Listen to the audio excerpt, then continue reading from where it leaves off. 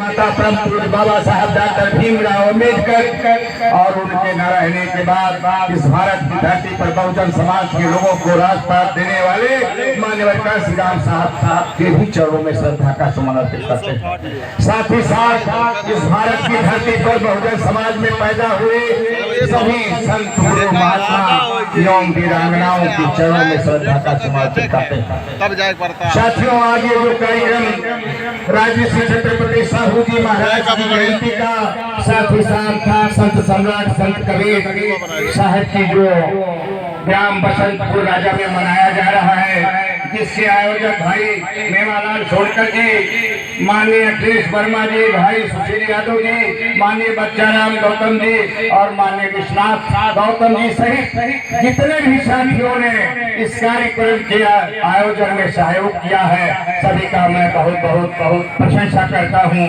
धन्यवाद ज्ञापित करता हूँ कि उन्होंने अपने गांव में महापुरुषों की जयंती का कार्यक्रम आयोजित किया। साथ ही साथ इस कार्यक्रम के मुख्य अतिथि हमारे बड़े भाई माननीय पूजाराम सोनकर जी, कार्यक्रम की मुख्य अतिथि माननीय सविता वर्मा जी जो माता सावित्री फाउंडेशन जिला गोंडा की अध्यक्ष हैं। साथ ही साथ माननीय ज्ञाना बौद्ध जी जो माता सावित्री फाउंडेशन विधानसभा महनौन की अध्यक्ष हैं। माननीय राधा बौद्ध जी, माननीय बिटाना जी, माननीय रोहिणी बौद्ध जी, माननीय सरिता कश्यप जी, मंच पर विराजमान सुबरन गौतम जी, हमारे भाई डॉक्टर बबलू जी एवं माननीय चौरसिया जी, भाई लाल जी रंकेश लाही जी जो बलरामपुर की धरती से आए हैं, हमारे जो है बेटे स्वरूप भाई भास्कर पटेल जी और माननीय विमला सोनकर रेडुकेट जी, भाई पुनर्जागरण भारतीय पुनर्जागरण संघ के संस्थापक साथी भाई रवि प्रकाश बौद्ध जी, माननीय राम निवास जी और यहाँ मौजूद सभी भाई और बहनें, बच्चे, बेटियां जिन लोगों ने इस कार्यक्रम में सहभाग किया है, सबका हम बहुत बहुत प्रशंसा करते हैं। और साथियों, छत्रपति साहू जी महाराज की जयंती आज 12 तारीख को मनाई जा रही है। उनका जन्म 26 जून 1874 को कोल्हापुर में हुआ था। उन्होंने क्या ऐसा अद्भुत किया कि हम अपने बेटा बेटी और परिवार में लोगों की जयंती नहीं मना पाते हैं, लेकिन पूरे भारत में राजऋषि छत्रपति साहू जी महाराज की जयंती मनाई जाती है। तो हमें जानने की जरूरत है कि इन्होंने ऐसा क्या किया। उन्होंने ऐसा काम किया कि चूंकि समय बहुत कम है, बहुत लंबी बात बताने में दिक्कत होगी, बहुत सारे साथियों को ऐतराज होगा, लेकिन राजा महाराजाओं के अहम व्यवस्था थी। जब वो सवेरे सो के उठते थे और शाम कर सोने तक जो भी कार्य करते थे उसमें पूजा पाठ हुआ करता था। संयोग की बात है, एक बार नहा करके नदी से निकले और उनका जो पुरोहित था वो बगैर नहाए धोए आया और उनका पूजा पाठ कराने लगा। तो जब उनका पूजा पाठ बिना नहाए धोए वो आदमी कराने लगा, जो उनका पंडित पुरोहित था, तो उनके साथ जो वो मंत्री थे उन्होंने कहा कि तुम तो बिना नहाए धोए आ गए। तो पंडित ने कहा कि छत्रपति साहू जी महाराज कुर्मी समाज के राजा हैं और कुर्मी समाज शूद्र में आता है, इसलिए मेरे नहाने धोने की जरूरत नहीं है कि मैं नहा धोकर तब उनकी पूजा पाठ कराऊं। ये बात साहू जी महाराज को बहुत चोट लगी। अब आप सोच लीजिए कि उनके सामने जो उनके टुकड़े पर पड़ने वाला आदमी था, कैसे उनको अपमानित और नीचा बता दिया। तो उनके दिमाग में ये बात लगी कि अरे बाप रे बाप, मेरे राज में मेरे जनता का क्या हाल होगा जब मेरे साथ इतना दुर्व्यवहार और मेरा ही पुरोहित पंडित कर रहा है। तो वो संयोग से चैन से रह नहीं पाया और एक हफ्ते बाद वो इंग्लैंड गए और वहाँ 26 जुलाई 1902 में, तारीख नोट कर रहे हैं आप लोग, 26 जुलाई 1902 में अपने समाज के लिए 50% का आरक्षण लागू कर दिया।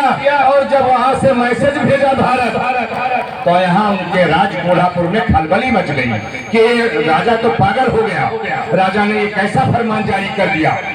जब वो आए, चारों तरफ हंगामा था, उनको जब ये जानकारी हुई तो उन्होंने ये साबित करने के लिए कि आरक्षण मैंने क्यों लागू किया है, अपने राज्य के सारे घोड़ों को, जैसे हम लोग आज कार्यक्रम को सुनने, देखने, जानने के लिए यहाँ इकट्ठे हुए हैं, ऐसे अपने राज्य के सारे घोड़ों को कहा मैदान में इकट्ठा करो और वहाँ सारे घोड़े छोड़े गए। सबको खाने के लिए चना डाला गया और जो वहाँ मजबूत घोड़े थे वो चना खाए, जो छोटे थे, लाचार थे, बीमार थे, कमजोर थे, उनको पैरों से मारा, वो चना खाने नहीं पाए। राजा साहब ने पूछवाया कि भाई सारे घोड़े चना खा लिए? तो उनके मंत्री ने बताया नहीं हुजूर, सारे घोड़े चना खाने को नहीं पाए, जो लाचार थे, छोटे थे, कमजोर थे, बीमार थे, उनको चना नहीं मिला। तो उन्होंने कहा चना खाया कौन? उन्होंने फिर बताया कि जो बड़े थे, मोटे थे, ताकतवर थे, मजबूत थे, उन्होंने चना खाया है। तो राजा साहब ने कहा उन घोड़ों को बंधवा दो। अब जब वो मजबूत घोड़े जो लात से मार करके बीमार, कमजोर, लाचार, छोटे घोड़ों को खाने नहीं दिए, उनको बांध दिया गया। और जब वो घोड़े बांध दिए गए तो कहा पुनः चना डलवा दो। और फिर जब चना डाला गया तो जो ऐसे घोड़े थे जो छोटे थे, लाचार थे, कमजोर थे, बीमार थे, सारे लोगों ने चना खा लिया। तो राजा साहब ने कहा यही काम मैंने अपने राज्य में आरक्षण लागू करके किया है कि सारे शोषित पीड़ित दलित कमजोर हमारे समाज के लोगों को आरक्षण मिलेगा। इसलिए हम राजऋषि छत्रपति साहू जी महाराज की जयंती मनाते हैं।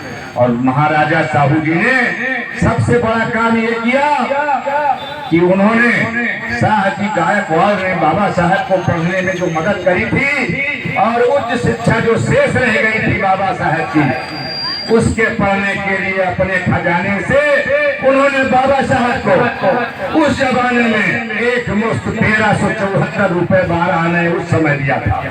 अब आप लोग सोच लीजिए कि साहू जी महाराज कैसे राजा महाराजा थे। और जब बाबा साहब पढ़ लिख करके विदेश से वापस भारत की धरती पर आए तो जो मनुस्मृति लागू होने के बाद इस देश में शिक्षा का दरवाजा बंद हो चुका था और उस दरवाजे को ज्योतिबा फूले, माता सावित्रीबाई फूले, फातिमा शेख और उस्मान शेख ने खोला था।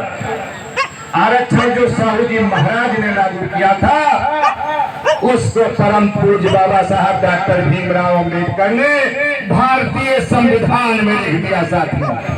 और भारतीय संविधान जो लिखा गया, देश आजाद होने के बाद 15 अगस्त 1947 को देश आजाद होने के बाद 26 जनवरी 1950 को भारतीय संविधान लागू हुआ, जिसके बदौलत हम मंच पर जितने साथी बैठे हैं, बहनें बैठी हैं, ये बाबा साहब के संविधान के बदौलत बैठी है। हम अपने माँ बाप के बदौलत पर लिख तो लिए, जमीन उनकी पा तो लिए, लेकिन अगर इस मंच से नंद किशोर वर्मा केवल गोंडा नहीं, जहाँ भी जाता हूँ ऐसे बताता हूँ कि साथियों बाबा साहब के बदौलत आज मैं बोल रहा हूँ। नहीं, मुझसे बहुत अच्छे गोरे चिट्टे लंबे चौड़े कुर्मी के लड़के जिन्होंने अपने शिक्षा का ध्यान नहीं दिया, अपने महापुरुषों को नहीं जाना, देश आजाद होने के बाद जिन्होंने हाथ में रामायण गीता ले लिया और जो पहले पढ़ने नहीं पाते थे हमारे समाज के लोग, उनके हाथों में जब ये बातें आई और संविधान लोगों ने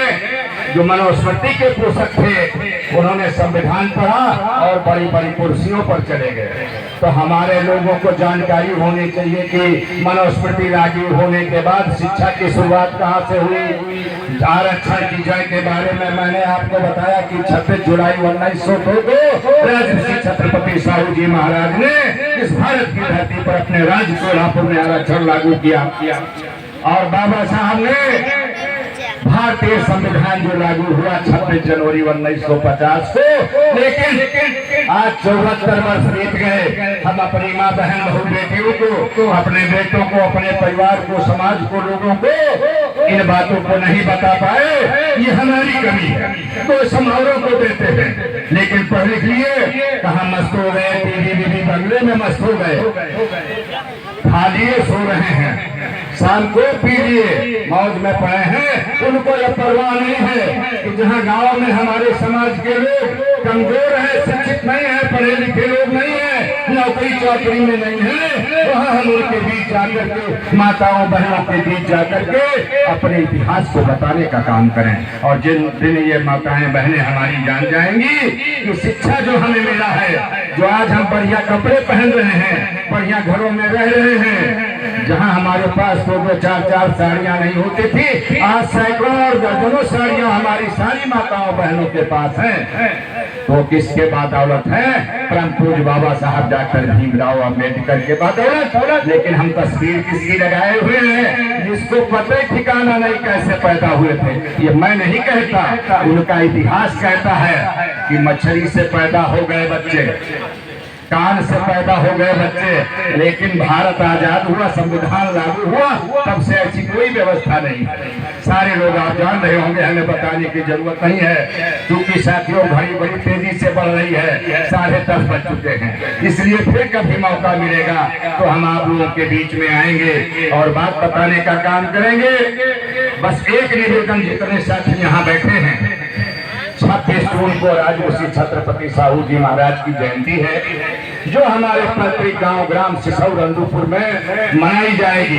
सभी साथियों से मेरा निवेदन है, उस कार्यक्रम के मुख्य अतिथि माननीय राम सुरमल वर्मा,